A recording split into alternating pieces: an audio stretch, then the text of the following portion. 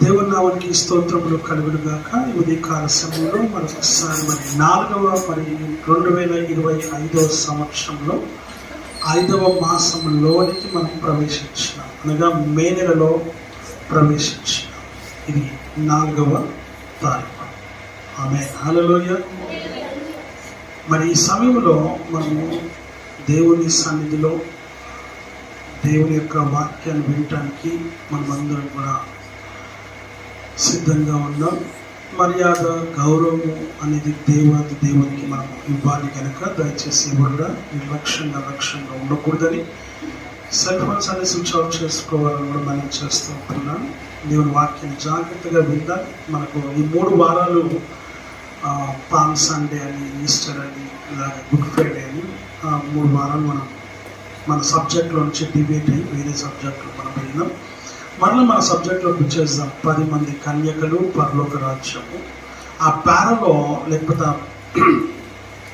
దేవుడు ఏదైతే ఉపమానం చెప్పినాడో ఆ ఉపమానంలో ఇప్పుడు మనము ఏ సబ్జెక్ట్లో ఉన్నామంటే పరలోకం అనేటువంటి సబ్జెక్ట్లో ఉన్నాము. దేవుడు మరి ఆ పరలోకముల గురించి, ఆ పరలోకంలో ఉన్నటువంటి జరిగేటువంటి సంఘటనలు, ఎవరు పరలోక రాజ్యం చేరుతారు, ఎవరు పరలోకం రాజ్యంలోనికి ప్రవేశిస్తారు, పరలోక రాజ్య వారసులు ఎవరు, పరలోకంలో ఉన్నటువంటి స్థితిగతులు ఏంటి, పరిస్థితులు ఏంటివి, అక్కడ ఏం జరుగుతుంది, అక్కడ ఎవరు ఉంటారు, ఎవరికి అది స్వాస్థ్యము అనేది చాలా విషయాలు మనం చూస్తూ వస్తూ ఉన్నాం. ఈరోజు కూడా మనం కొన్ని విషయాలు చూద్దాం. దయచేసి చదువుకుందాము. మత్తయి సువార్త 25వ అధ్యాయం 1వ వచనం చదవాలని మనవి చేస్తూ ఉంటూ ఉన్నాను.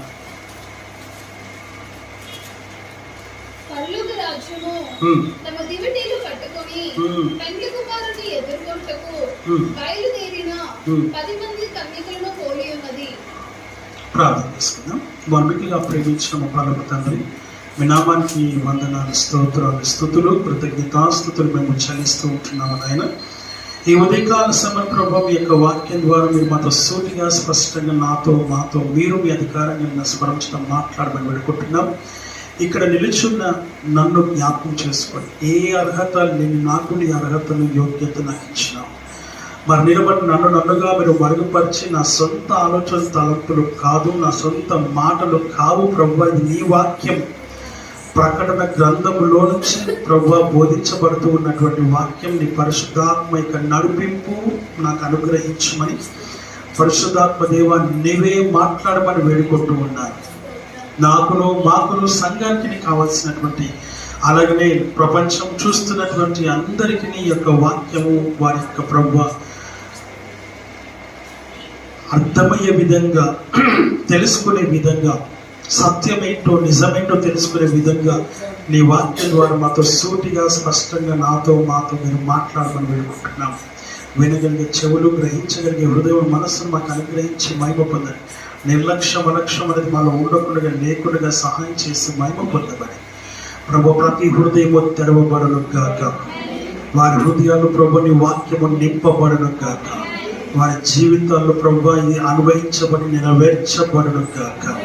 నీ గొప్ప కార్యములు జరిగించి మీ నామానికి మహిమ, ఘనత, ప్రభావం చేసుకోమని యేసు క్రీస్తు నామములో అడిగి వేడుకొనుచున్నాము తండ్రి, ఆమేన్. హల్లెలూయా, హల్లెలూయా. దేవుని వాక్యము సెలవిస్తున్నటువంటి మాటలు మనం ఇక్కడ చూస్తూ ఉన్నాం. ఇక్కడ అంటాడు ఆయన,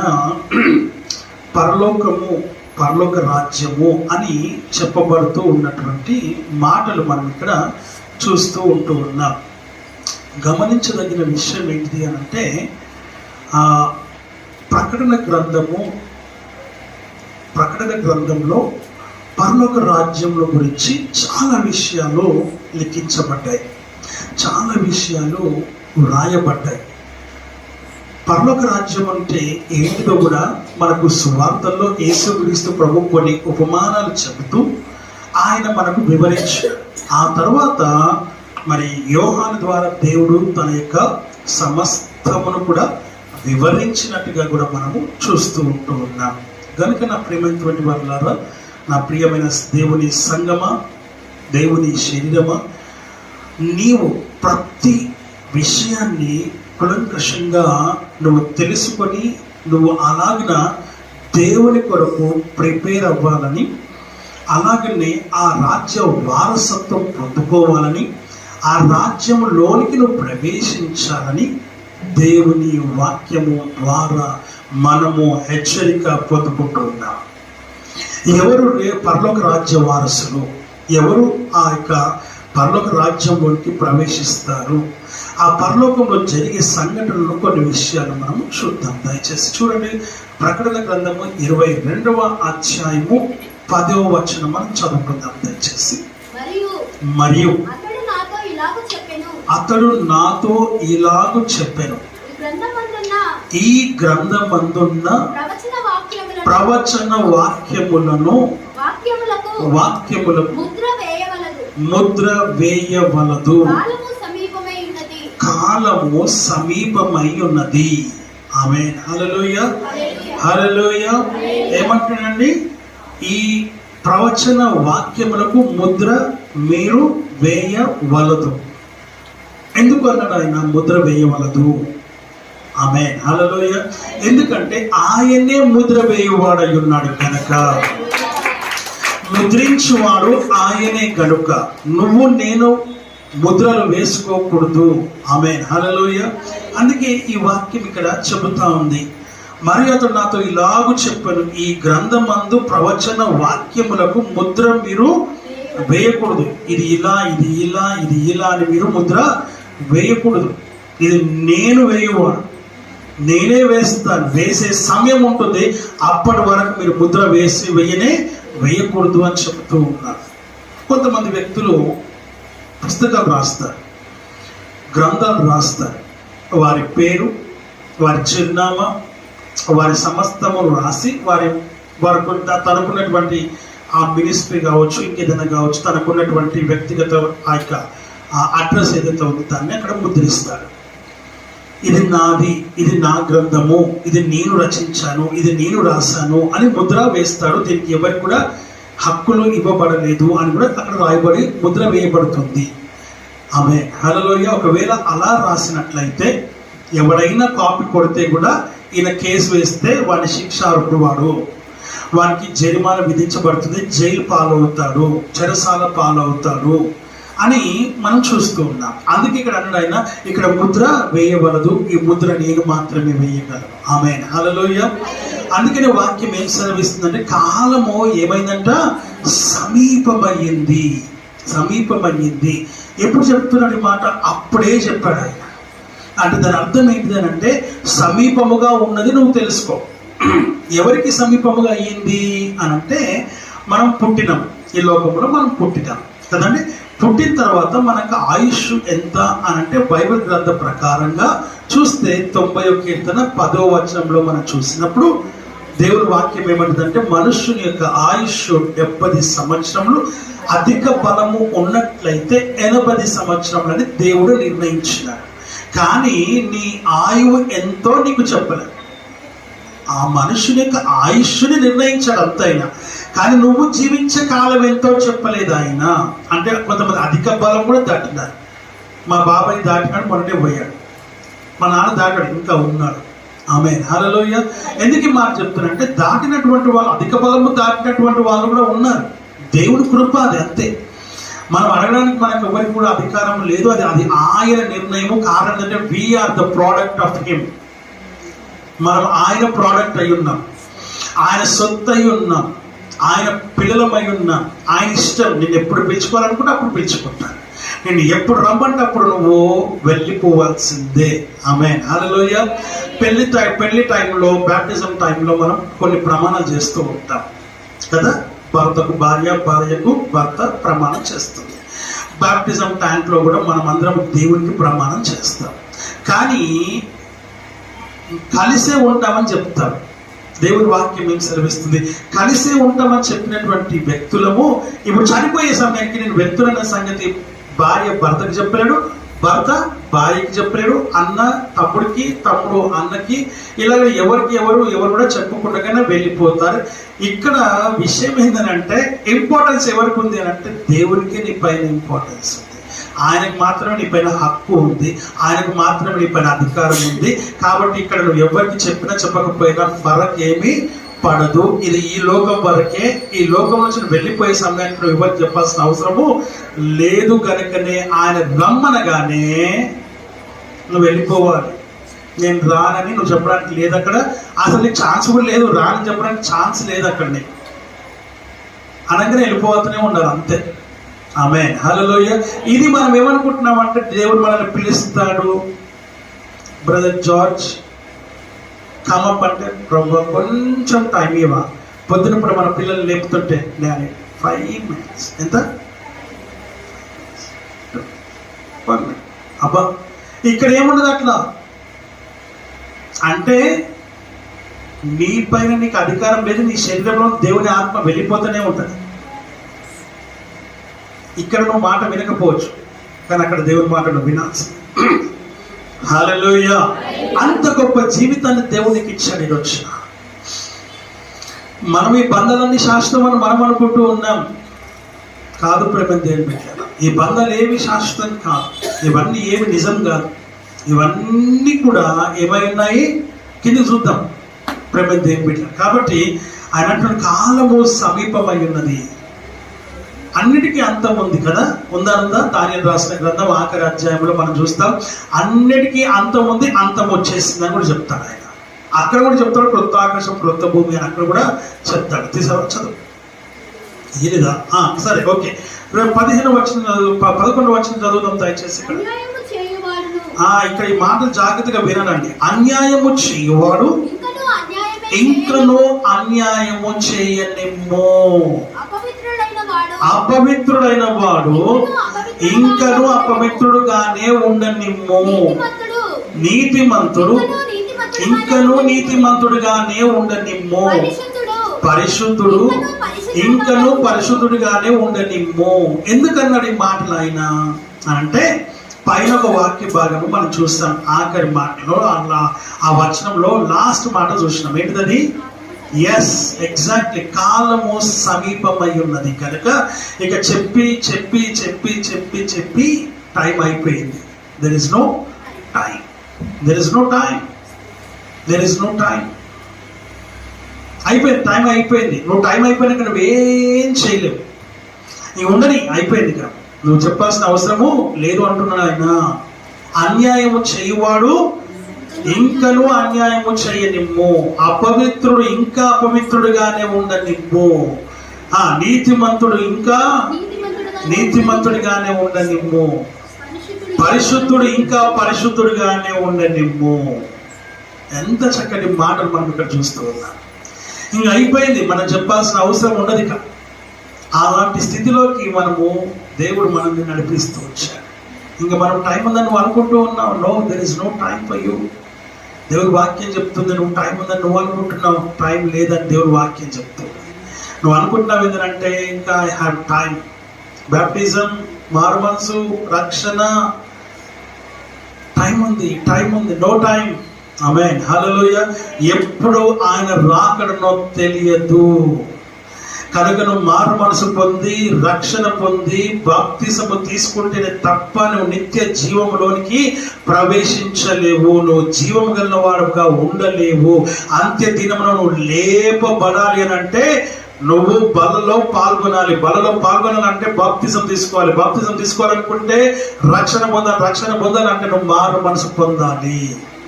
ఈ మారు మనసు లేకపోతే, రక్షణ లేకపోతే బాప్తిసమే లేదు. బాప్తిసమే లేకపోతే బలనే లేదు. బలనే లేకపోతే నువ్వు దేవుని శరీరంలో అవయవముగా నీవు ఆయన శరీరంలో ఉండవు.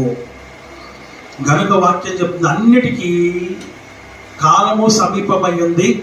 అపవిత్రుడు ఇంకా అపవిత్రుడుగానే ఉండనిమ్ము, అన్యాయము చేయువాడు అన్యాయం ఇంకా చేయనిమ్ము. కొంతమంది అన్యాయముగా అక్రమముగా ప్రేమ దేవుళ్ళ కొంతమంది దగ్గరికి వెళ్ళి లోకానుసారంగా మాట్లాడుతూ ఉన్నాను నేను. ఒకరి దగ్గర అప్పు తీసుకోవడము, లేకపోతే అప్పు చేయడము, లేకపోతే చేతి బలం తీసుకోవడము, మనము వారి కష్టాన్ని చెప్పుకొని డబ్బులు తీసుకోవడము, లేకపోతే ఏదో ఒకటి వస్తువు తీసుకోవడము జరుగుతుంది.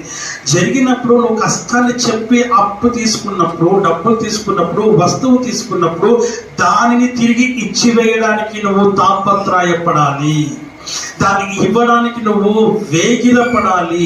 దాన్ని ఇవ్వడానికి నువ్వు తొందరపడాలి. కారణం ఏంటంటే వారి యొక్క కన్నీరు, లేకపోతే వారి యొక్క ఏడుపు, లేకపోతే వారి యొక్క ఆ యొక్క మంచితనము దేవుని దగ్గర ప్రేమ దేవుడి మొరపెడుతూ ఉంటది. వారి యొక్క కన్నీరంట నీకు, నీ కుటుంబానికి తగిలి నీవు ప్రేమ దేవుళ్ళ ఎదగలేవు, పైకి నువ్వు రాలేవు అనే వాక్యము చూస్తూ ఉంటూ ఉన్నాం. నువ్వు ఎదగడం కాదు కదా, ఆశీర్వాదం అనేది ఉండదు, దీవెన అనేది ఉండదు, మేలు అనేది ఉండదు. వాడు నీకు మేలు చేస్తున్నాడు, నువ్వు వానికి కీడు చేస్తూ ఉన్నావు. ఆమేన్, హల్లెలూయా. ఈ కీడును నువ్వు చేస్తూనే ఉన్నావు కనుక ఆ కీడు నుంచి నువ్వు తప్పించుకోవాలంటే నువ్వు ఏదైనా చేయి, ఏమైనా చేయి, కానీ నీ పొరుగు వారి దగ్గర నువ్వు తీసుకున్నది తిరిగి నువ్వు ఇచ్చివేయాలి. ఆమేన్, హల్లెలూయా. అన్యాయము చేయకూడదని వాక్యం చెప్తుంది. అపవిత్రుడైన వాడు అపవిత్రతలోనే ఉండకూడదని వాక్యం చెప్తుంది. ఇక్కడ అందరి కాలము సమీపమైంది కనుక అపవిత్రుడిగానే ఉండని, అయిపోయింది, టైం లేదు అని అంటున్నాడు ఆయన. నువ్వు అపవిత్రుడిగా ఉండాలనుకుంటున్నావా? అపవిత్రతలోనే జీవించాలనుకుంటున్నావా? ఇంకా మోసం చేయాలనుకుంటున్నావా? ఇంకా అబద్ధంలోనే జీవించాలనుకుంటున్నావా? ఇంకా లోకంలోనే జీవించాలనుకుంటున్నావా? ఇంకా చీకట్లోనే బ్రతకాలనుకుంటున్నావా? ఇంకా నువ్వు దేవుని యొక్క అతిక్రమ క్రియల్లో, లోకానుసరమైన అతిక్రమ క్రియలను నువ్వు బ్రతకాలనుకుంటున్నావా? దేవుని యొక్క సన్నిధిని, దేవుని వాక్యానికి నువ్వు లోబడవా అని దేవుని వాక్యం నిన్ను సూటిగా అడుగుతూ ఉంది ఈ రోజున. ఆమేన్, హల్లెలూయా. నా ప్రియమైనటువంటి వారులారా, ఎవ్వరికి నేను వచ్చి ఉండకూడదని వాక్యం చెప్తూ ఉంది. నీ కష్టానికో, నీ నష్టానికో, నీ శ్రమకో, నీ బాధకో నువ్వు ఏదైనా అప్పు చేస్తే, ఏదైనా వస్తువును తీసుకుంటే, ఏదైనా ఎవరి దగ్గరైనా ఏదైనా తీసుకుంటే దాన్ని నువ్వు ఏం చేయాలి? ఇచ్చేయాలి, అంతే. అది నువ్వు నీ పైన భారంగా ఉంటుంది. ముందరికి చీమ నువ్వు వెళ్ళద్దు అనుకుంటావు, పోదు, కానీ వెనక నుంచి ఏమవుతాయి? ఏనుగులు వెళ్తాయని సామెత లోకంలో. అయితే నీ జీవితంలో జరిగేది అదే జరుగుతుంది. ఒకవేళ నువ్వు కష్టానికి నువ్వు వెళ్ళకపోతూ ఉంటే నువ్వు వాళ్ళని కన్విన్స్ చేయాలి, వాళ్ళతో మాట్లాడాలి. వాళ్ళకి వీలైన త్వరలో నువ్వు ఏం చేసేయాలి? నువ్వు క్లియర్ చేసేయాలి. నువ్వు చనిపోక ముందే నువ్వు క్లియర్ చేసుకోవాలి. చనిపోక ముందే నువ్వు అన్నిట్లో నుంచి విడుదల పొందాలి. ఆ కట్లలో నుంచి, ఆ బంధకంలో నుంచి, ఆ యొక్క భయంకరమైనటువంటి శాపంలో నుంచి నీవు విడుదల పొందాలని దేవుని వాక్యం చెప్తుంది. ఎవరికి నువ్వు అప్పు ఉండకూడదు, ఎవరికి నువ్వు వచ్చి ఉండకూడదు, అన్యాయంగా దేనిని నువ్వు తీసుకునకూడదు. అన్యాయమైనది నీ శరీరంలో కానీ, నీ ఇంటిలో కానీ, నీ గృహంలో కానీ ఏ వస్తువు ఎవరిది ఉండకూడదని వాక్యం చెప్తూ ఉంది. ఆమేన్, హల్లెలూయా. ఇది అన్యాయం చేయవాడు అన్యాయం ఇంకా చేయని, మనకి అయిపోయింది, టైం అయిపోయిందని చెప్తూ ఉన్నాను. కాలము సమీపమైంది. ఇంకేమంటున్నాడమ్మా? పరిశుద్ధుడు ఇంకా పరిశుద్ధుడుగానే ఉంటాడు. ఇంకోటి ఏమన్నాడు ఆయన? ఇంకొక పరిశుద్ధుడు తగ్గ నీతిమంతుడు ఇంకా నీతిమంతుడిగానే ఉండని. వాడు నీతిమంతుడే, అదేం తప్పులేదు, అదేమి వానికి ఏం హాని చేయదు. వాడు పరిశుద్ధుడు హాని చేయదు, నీతిమంతుడికి హాని ఏముండదు. నీతిమంతుగానే ఉండాలంటే దాని అర్థం ఇంకా కాలము సమీపమైనది చెప్పబడింది కనుక, టైం అయిపోయిందని చెప్పబడింది కనుక వాడు ఆ టైం వరకు కూడా ఇంకా నీతిమంతుడిగానే ఉండాలి. వాడు ఉండని, వాడు పరిశుద్ధుడిగానే ఉండని, వాడు పవిత్రుడిగానే ఉండని. ప్రేమ దేవుడి వాక్యం చెప్తుంది, దేవునికి ఇష్టమైన వాడు ఇష్టంగానే వాడిగానే ఉండని, దేవుని ప్రేమించేవాడిగానే ఉండని, దేవుణ్ణి ఇష్టపడేవాడిగానే ఉండని, దేవుడు అడుగుజాలను నడిచేవాడు దేవుడు అడుగుజాలను ఇంకనే నడవని, దేవునితోనే వారి యొక్క జీవితం ఉండని, వాడు అట్లాగే ఉండని.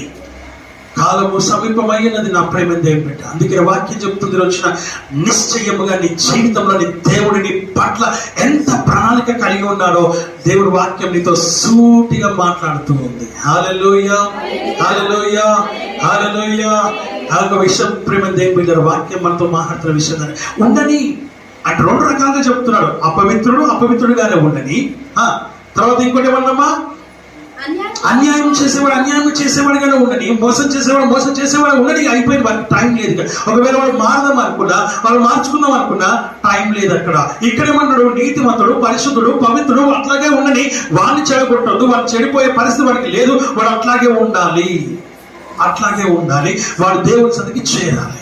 వీడు ఇట్లాగే ఉండాలి, వీడు ఇట్లాగే నశించిపోవాలి, నరకానికి పాత్రుడు, రెండో మరణానికి పాత్రుడు వాడు కనుక ఉండని.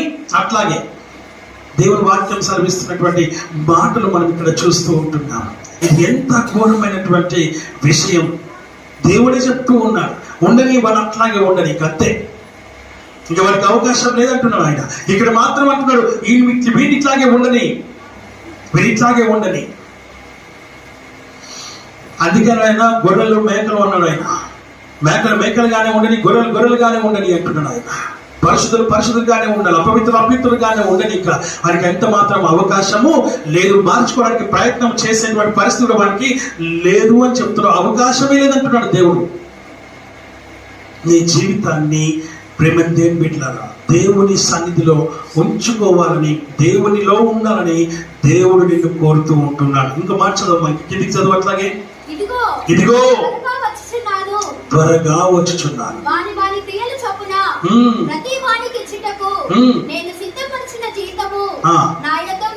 ఆమేన్, హల్లెలూయా. ఇదిగో త్వరగా వచ్చుచున్నాను. హల్లెలూయా, హల్లెలూయా.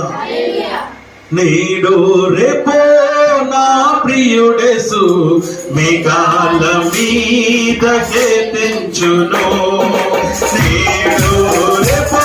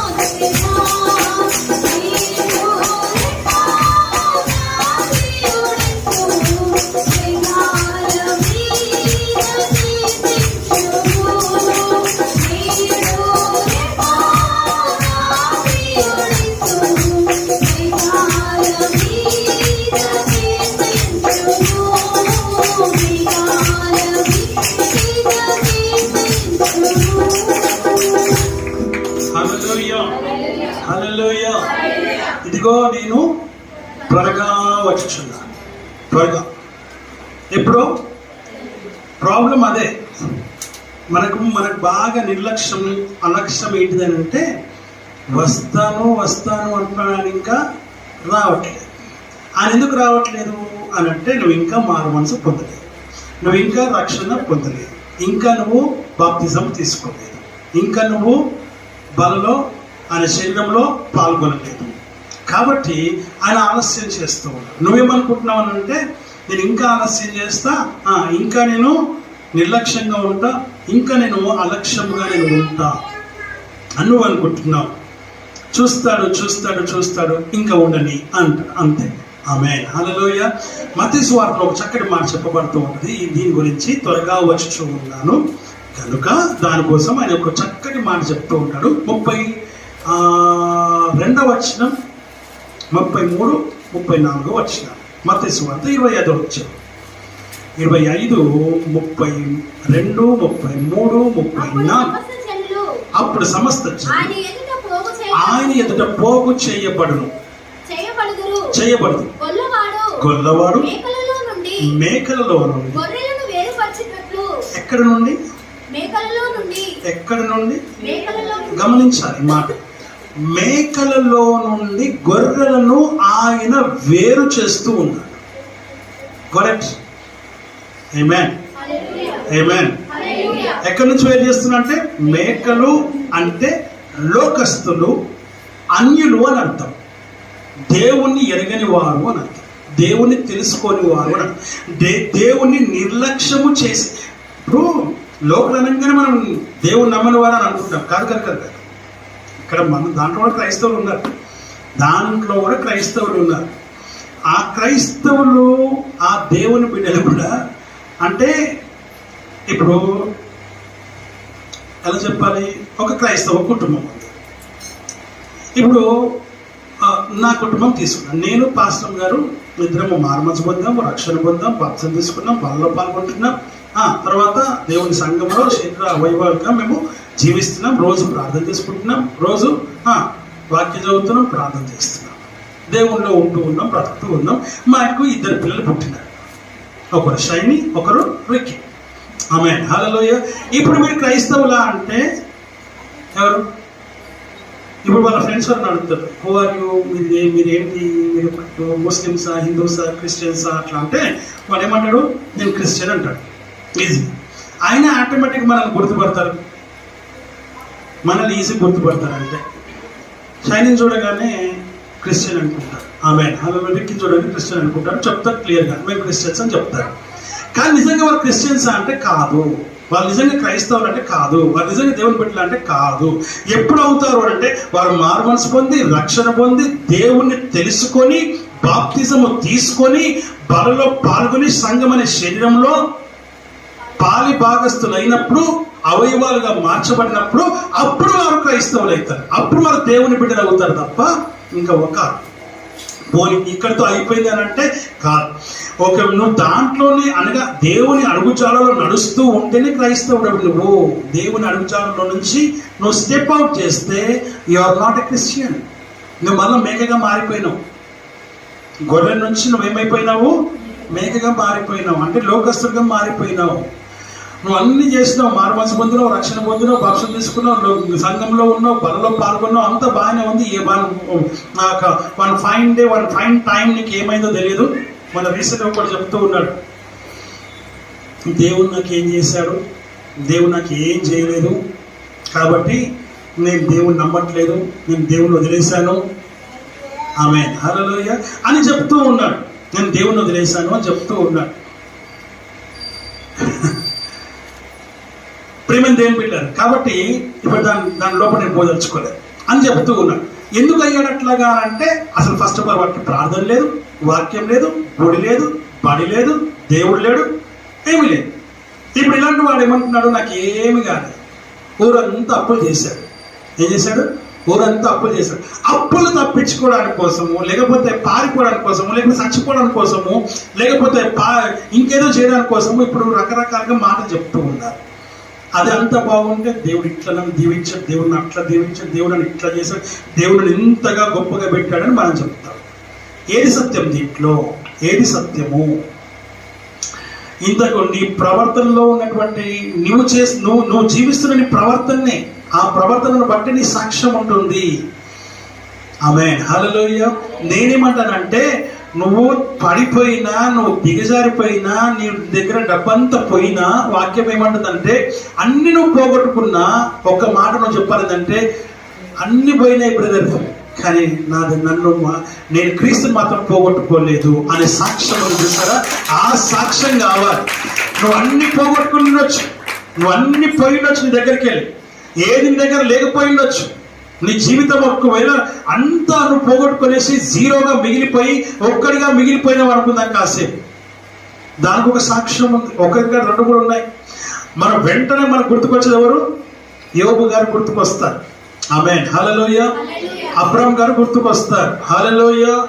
దేవుని వాక్యం సెలవిస్తా ఉంది. నోవహు గారు గుర్తుకొస్తారు.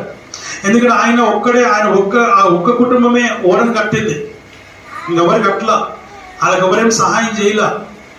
అబ్రాహాము పిలిచినప్పుడు దేవుడు ఒంటరిగా ఉన్నాడు, ఒంటరిగానే బయలుదేరినాడు, పేద స్థితిలో ఉన్నాడు ఆయన. దేవుడు ఆయన దీవించినాడు. దేవుడు దీవించినప్పటికీ ఆయన పిలుస్తూ ఉన్నాడు. పిలిచి నీ ఒక్కగానొక్క కుమారుడు నాకు బలిగా అర్పించమంటే ఆయన సంతోషంగా తీసుకొని వెళ్ళాడు.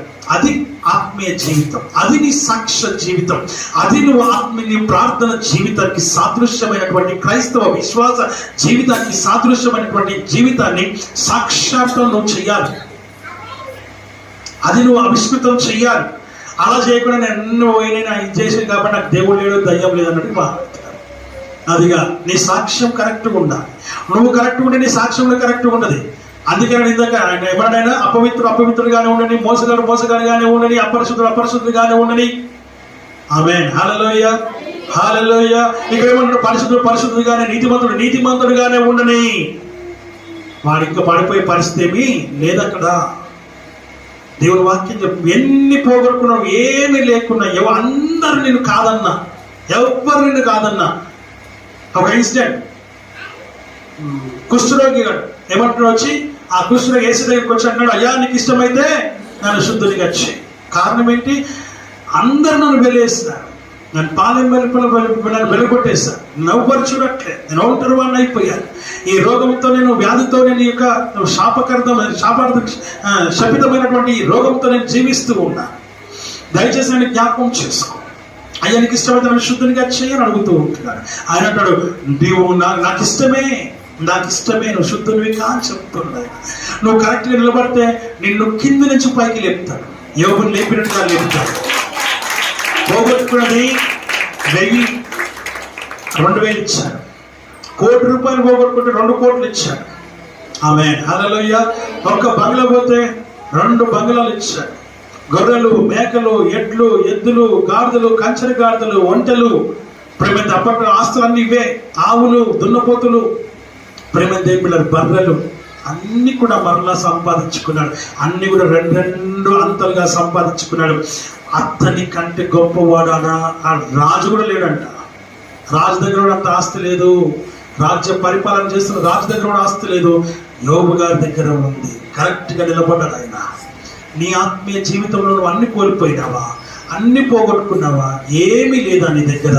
అన్నిట్లో నీ దిగజారిపోయిన పరిస్థితుల్లో ఉన్నావా? నేనెవ్వరు లెక్క చేయట్లేదా? నేనెవ్వరు గుర్తించట్లేదా? నేనెవ్వరు ప్రేమించట్లేదా? నువ్వు ఏం చేద్దామని దగ్గర డబ్బు లేదా? నీ దగ్గర ఏమీ లేదా? ఒక్కసారి మనం గమనిస్తే దేవుని వాక్యము సెలవిస్తున్నటువంటి మాటలు మనం ఇక్కడ చూస్తూ ఉంటూ ఉన్నాం. హల్లెలూయా. అయినప్పటికీ కూడా ఆయన అంటాడు, సమస్తము యెహోవా ఇచ్చెను, యెహోవా తీసుకొని పోయిను, యెహోవా నామమునకు స్తుతి, మహిమ, ఘనత, ప్రభావములు కలుగును గాక అంటున్నాడు ఆయన. అలాంటి ఆత్మీయ జీవితం కావాలి. అన్ని పోగొట్టుకున్నాడు కానీ ఆయన అంటున్నాడు, నా దేవుడు నాకు కావాలి, నా దేవుడు నాకు తోడుగా ఉన్నాడు, నా దేవుడు నాకు అండగా ఉన్నాడు, నా దేవుడు నేను కలిగి ఉన్నా. ఇంకా నేను ఇప్పుడు అన్ని పోగొట్టుకునే కానీ ఆ దేవుని మాత్రం నేను పోగొట్టుకోలేదు. ఈరోజు నువ్వేమన్నా పోగొట్టుకో, use whatever you want. Amen. Hallelujah. ఏది పోగొట్టుకున్నా పర్లేదు కానీ యేసయ్యను మాత్రం పోగొట్టుకోవద్దు. నీ దేవుణ్ణి మాత్రం నువ్వు పోగొట్టుకోవద్దు. ఎందుకంటే కింది నుంచి నిన్ను మరల పైకి లేవనెత్తువాడు ఆయనే. హల్లెలూయా, హల్లెలూయా. క్రింది నుంచి మరలా లేవనెత్తువాడు ఆయనే. గాఢాంధకారపు లోయలో నేను సంచరించిన అపాయము నా యుద్ధకు రాదు. ఇందాక మన కీర్తనలు చదువుకున్నాం, నా శత్రువుల ఎదుట నీవు నాకు భోజనమును సిద్ధపరచుదు, నూనెతో నా తల అంటే అభిషేకించువా. హల్లెలూయా. నూనెతో నా తల అంటి ఉన్నావు, నా గిన్నె నిండి నిండి అలా తిరిగి నువ్వు దేవునిని ఆశీర్వదించే రీతిగా నీ ఆత్మీయ జీవితం ఉండాలి. లోకం వైపు, మనుషుల వైపు, నరుల వైపు, బంధువుల వైపు కాదు నువ్వు చూడాల్సింది. నీ దగ్గర ఏమీ లేదా? పోయి ప్రార్థన చేయి. అరణ్యానికి వెళ్ళి ప్రార్థన చేయి, అడవికి వెళ్ళి ప్రార్థన చేయి, గదిలోకి వెళ్ళి ప్రార్థన చేయి. అన్ని పోగొట్టుకున్నావా? ఏమి లేదా? సమాధానం లేదా? నెమ్మది లేదా? మనశ్శాంతి లేదా? ఆరోగ్యం లేదా? ప్రేమ దేవుళ్ళ లోకంలో అందరూ వేలెత్తి చూపిస్తున్నారా? ప్రాబ్లం లేదు, ప్రాబ్లం లేదు, ప్రాబ్లం లేదు. ఆమేన్. హల్లెలూయా. దేవుడు వాక్యం సెలవిస్తున్న మాట మనం చూస్తున్నాం కదంటే ఆయన అన్ని పోగొట్టుకున్నా కూడా మరలా నిన్ను ఆయన పైకి లేవనెత్తు అన్న సంగతి నీ దేవుడు అంతా గొప్పవాడు అన్న సంగతిని జ్ఞాపకం చేసుకో.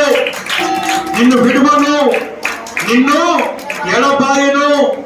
చూడుము, నా అరచేతుల మీద నేను చెక్కుకొని ఉన్నాను, నీవు నా దృష్టిలో ఉన్నావు.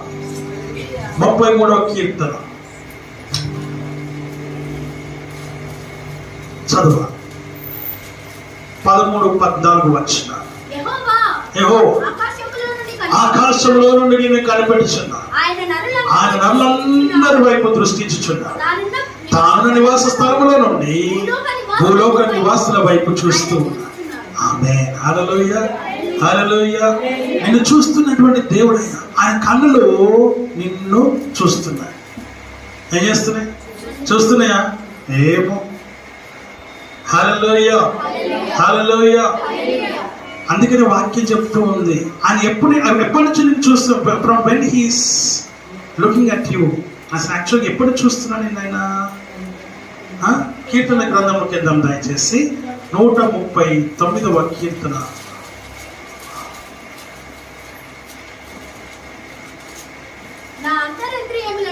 ఒక్క నిమిషం.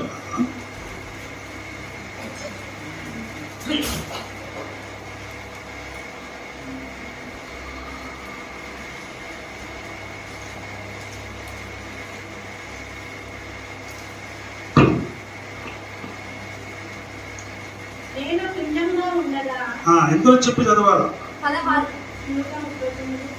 16. నేను పిండమునై ఉండగా నీ కన్నులు నన్ను. ఆమేన్, హల్లెలూయా. ఇంకేమంటున్నాడు?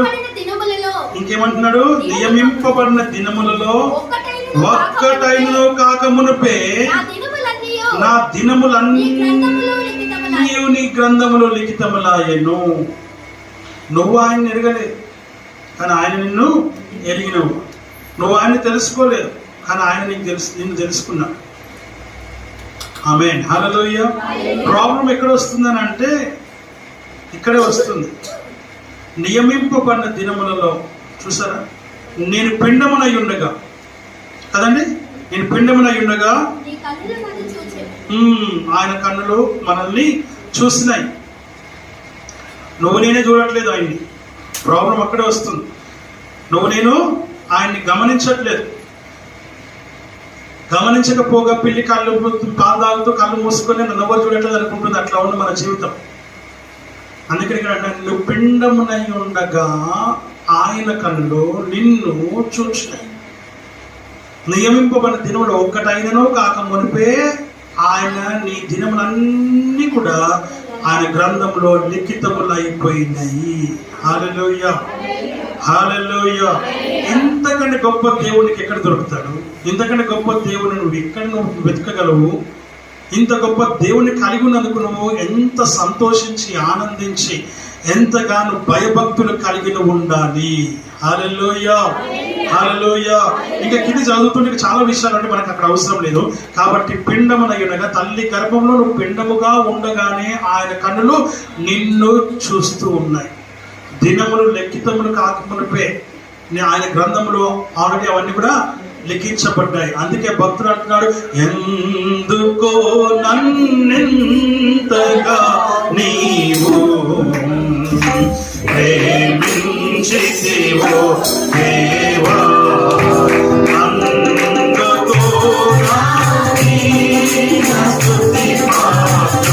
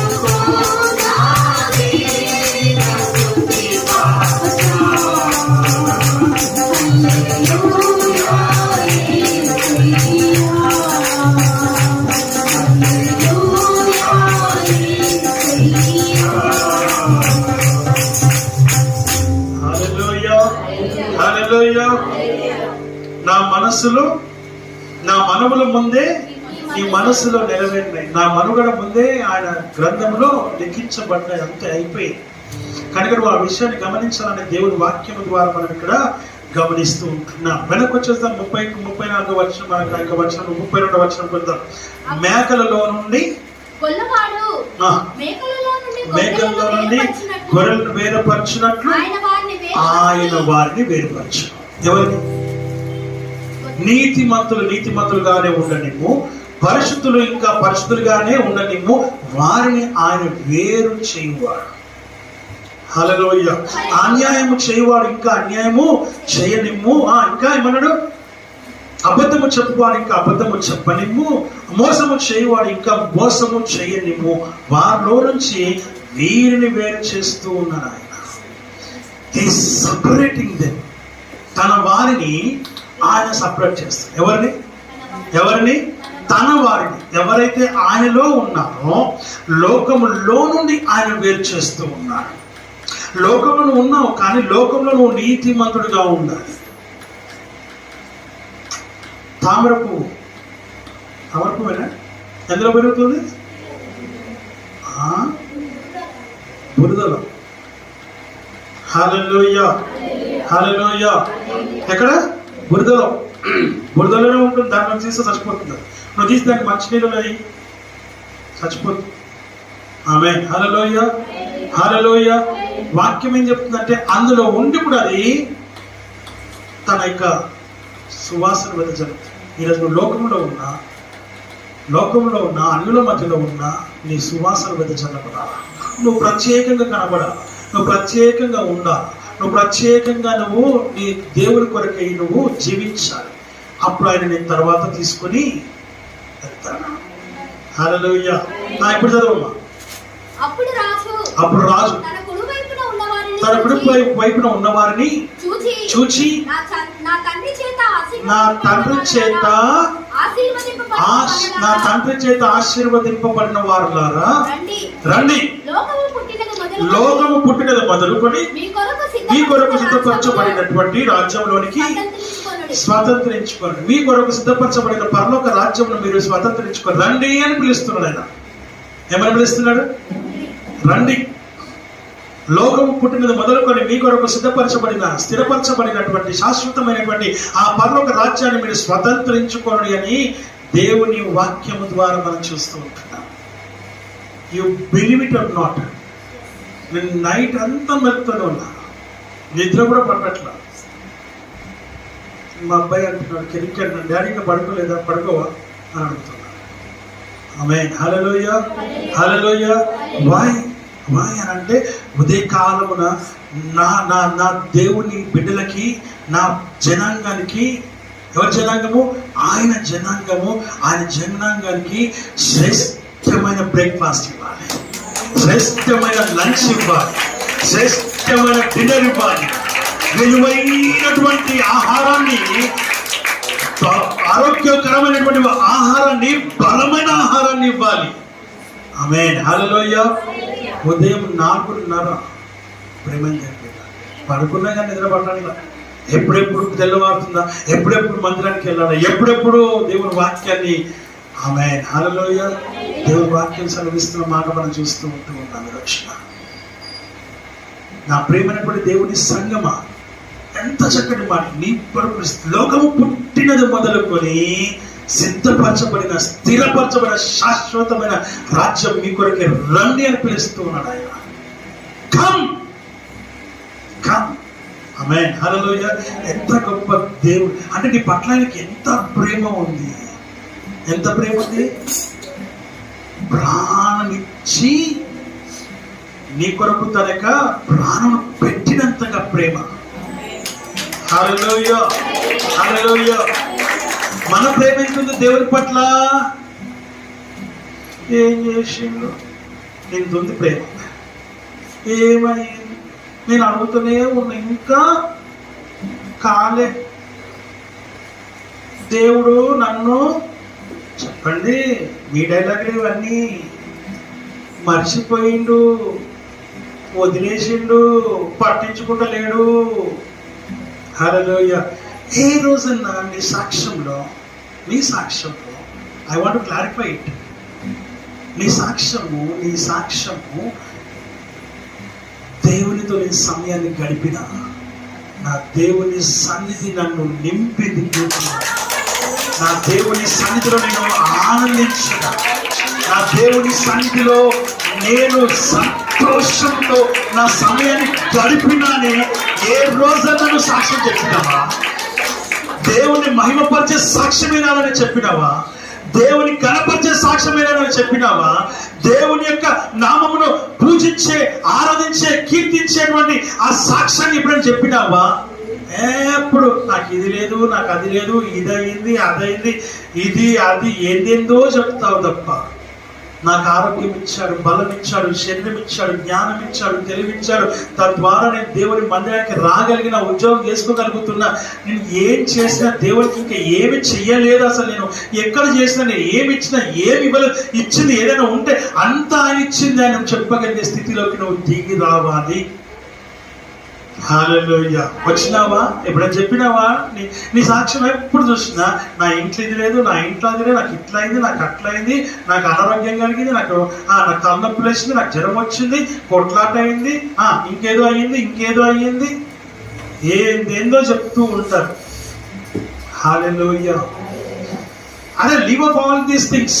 ఇవన్నీ నువ్వు ఎప్పుడు చెప్పాలంటే కొత్తగా వచ్చినప్పుడు, ఏమి తెలియకపోతే చెప్పాలి. ఇలాంటి సాక్ష్యాలు ఏం చేయాలంటే నాకు వచ్చి వ్యక్తిగతంగా చెప్పుకోవాలి. సాక్ష్యం అంటే మందిరంలో దేవుని నామమును మహిమ పరిచేదై ఉండాలి.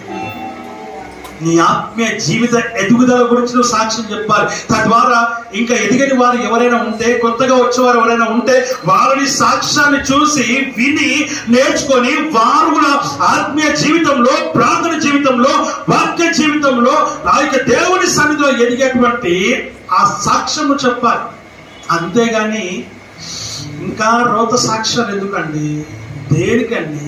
ఎవరికి చెప్తున్నారు? మీ కష్టాలు ఏమనుంటే నాకు చెప్పుకోవచ్చు, నేను ప్రార్థన చేస్తాను. ఆమేన్. హల్లెలూయా. దేవుని మందిరంలో సాక్ష్యం అంటే కేవలం ఆయన నామాన్ని మహిమపరచడం అంతే. ఆమేన్. హల్లెలూయా. హల్లెలూయా. దేవుడు నాకు ఇవ్వండి 10,000 డ్రెస్ కొనుక్కున్నానండి, ఇది సాక్ష్యమా?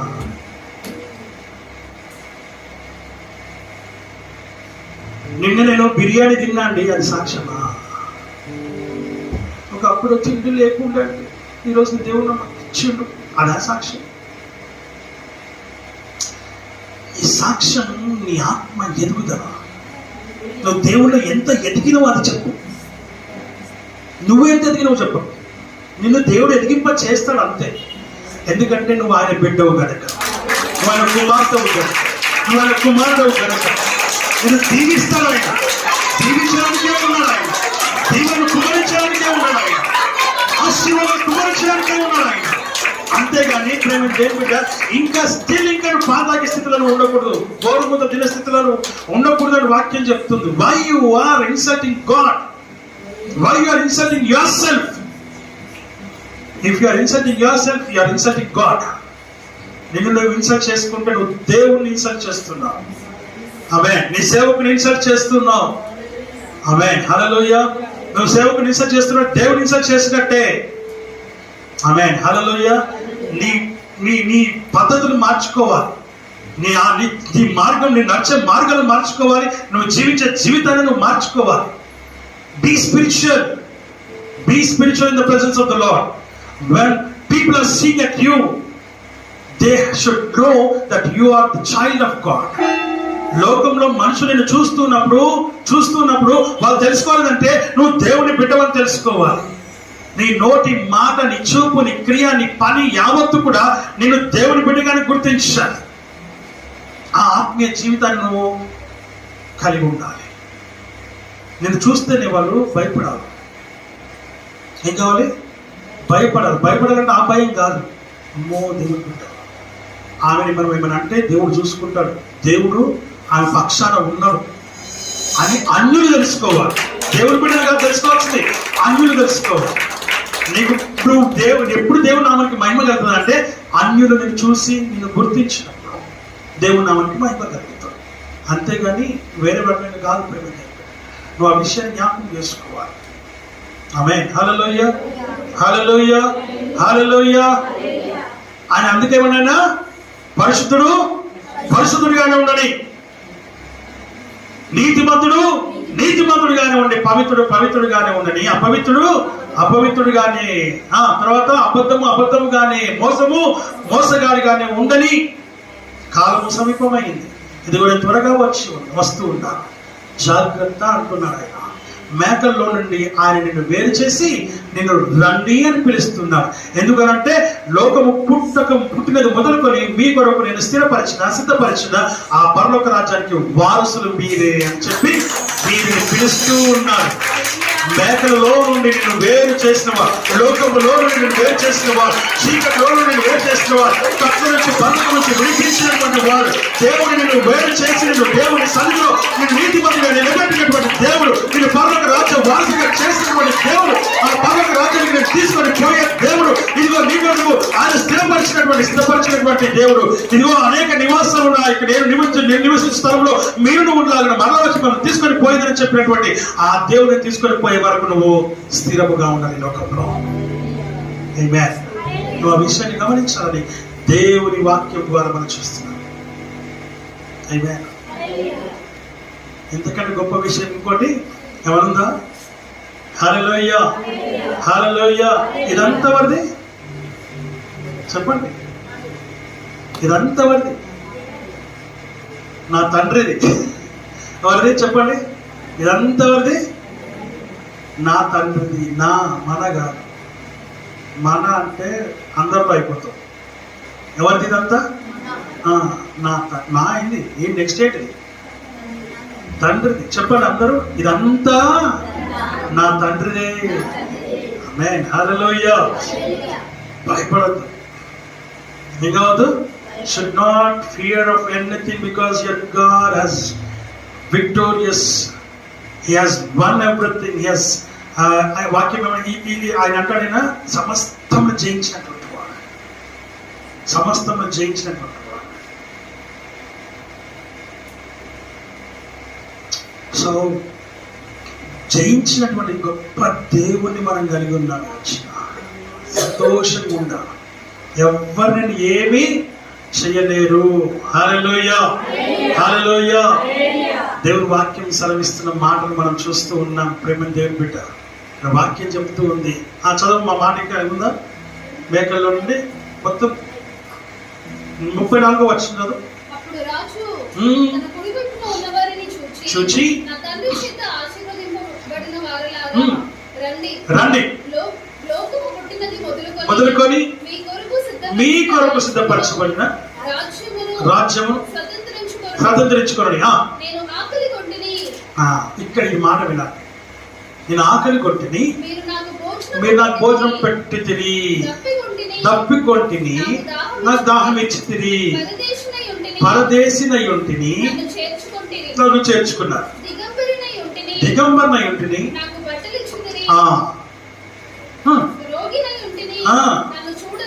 అబ్బబ్బా. ఆమేన్. హల్లెలూయా, హల్లెలూయా, హల్లెలూయా. కింద క్వశ్చన్ ఉంటుంది, ఇవన్నీ మేము ఎప్పుడు చేసినామయ్యా అని అంటారు.